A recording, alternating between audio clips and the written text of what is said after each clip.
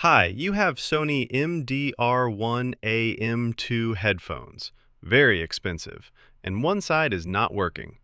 Just don't panic. Today I will show you how to find the cause of the problem and fix it.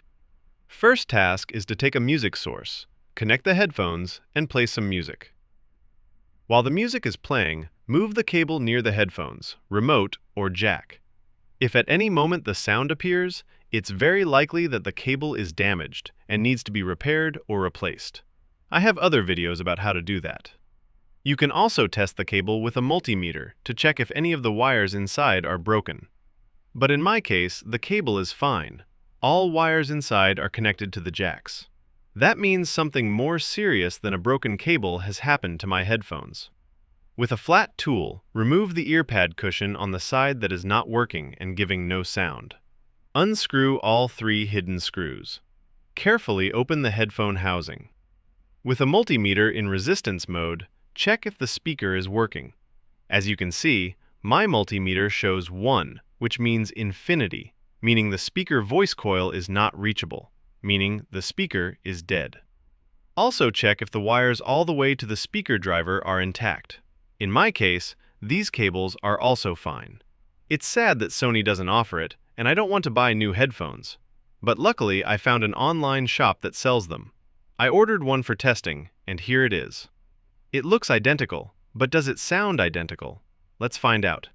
Take a hairdryer, set it to the hottest mode, but the lowest speed. This way, you get very hot air, and it works almost like a heat gun. Heat around the speaker driver, as it is locked in place with hot glue. After 1 or 2 minutes, try to remove the driver. For these headphones, the driver it's not just glued in place, it also rotates into a lock. You need to unlock it first and then take it out.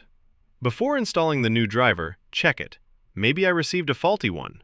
No, it is working, at least it shows impedance. Unsolder the wires, take the new driver and put it in place by rotating it into the lock. Then solder the wires back, but be careful not to mix up the polarity. The brown dot on both drivers means positive contact.